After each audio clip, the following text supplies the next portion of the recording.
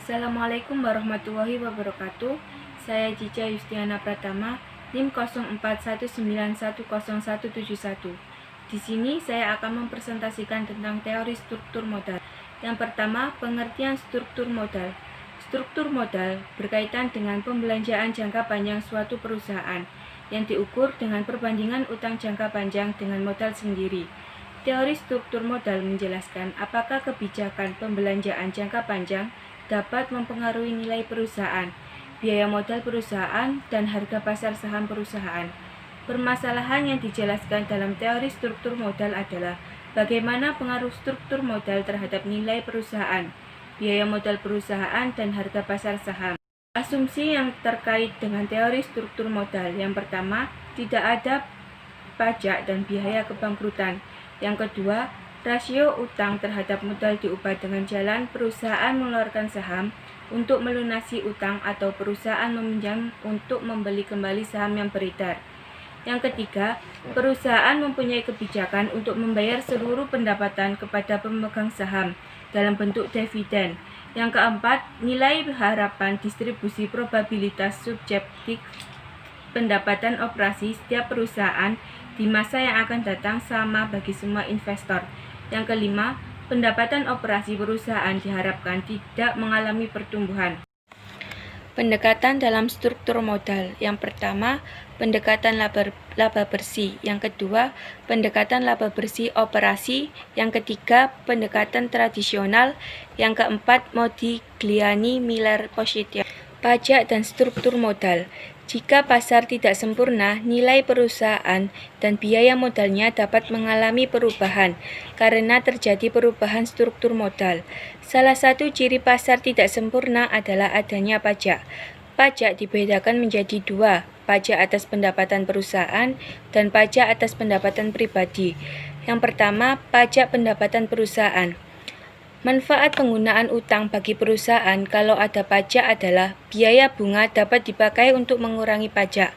Konsekuensinya, jumlah pendapatan yang diterima oleh kreditur dan pemegang saham pada perusahaan yang menggunakan utang lebih besar daripada perusahaan yang tidak menggunakan utang. Yang kedua, pajak pendapatan perusahaan dan pajak pendapatan pribadi. Dengan adanya pajak pendapatan pribadi dapat mengurangi manfaat pajak perusahaan sehubungan dengan penggunaan utang.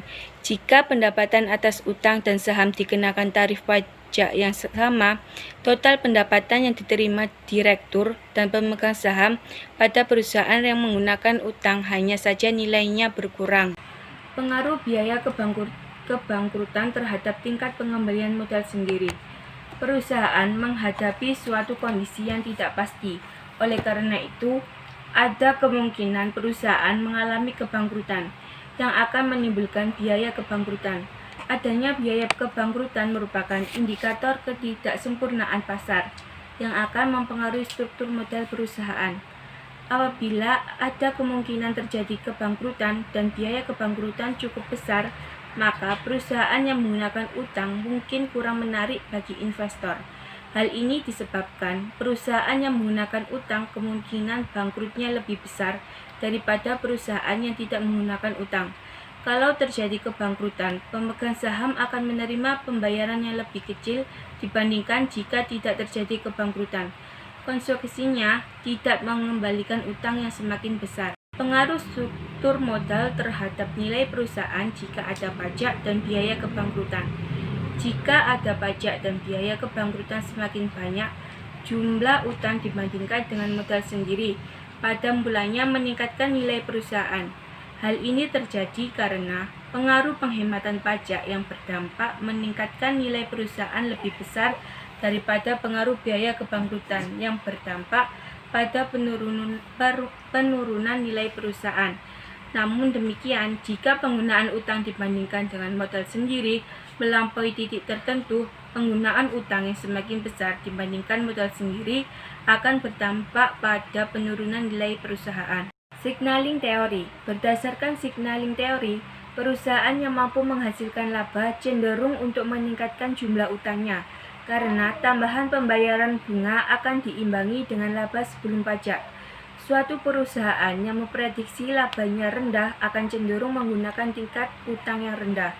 Utang perusahaan yang tinggi akan meningkatkan kemungkinan perusahaan menghadapi kesulitan keuangan.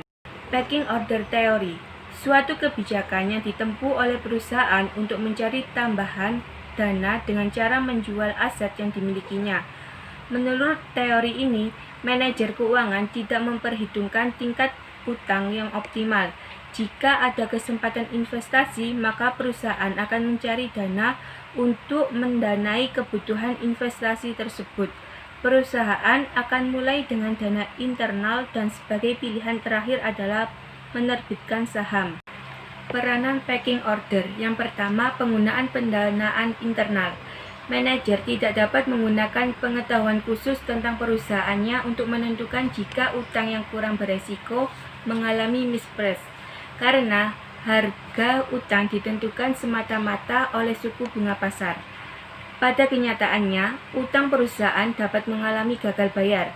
Dengan demikian, manajer cenderung untuk menerbitkan saham jika sahamnya overvalued, dan manajer cenderung untuk menerbitkan utang jika surat utangnya juga overvalued. Yang kedua, menerbitkan sekuritas yang resikonya kecil.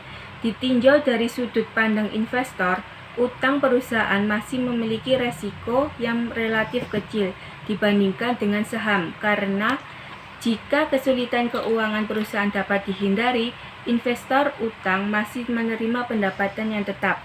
Dengan demikian, pecking order teori secara tidak langsung menyatakan bahwa diperlukan perusahaan pertama harus menerbitkan utang sebelum menerbitkan saham. Beberapa implikasi berhubungan dengan pecking order teori dibandingkan dengan trade-off teori.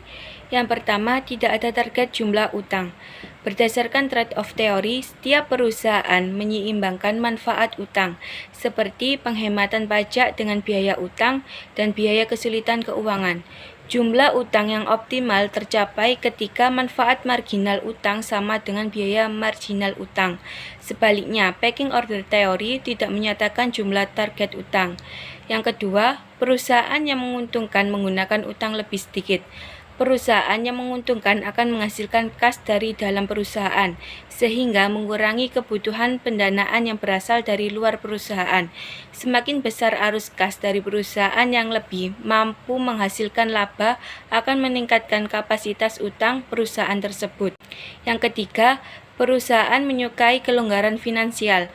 Pecking order teori didasarkan atas kesulitan untuk memperoleh pendanaan dengan biaya yang rasional.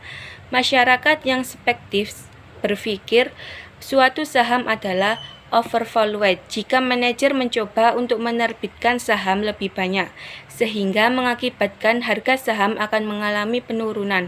Karena kejadian tersebut, manajer mengandalkan pendanaan dengan utang obligasi. Sekian presentasi dari saya, kurang lebihnya mohon maaf. Wassalamualaikum warahmatullahi wabarakatuh.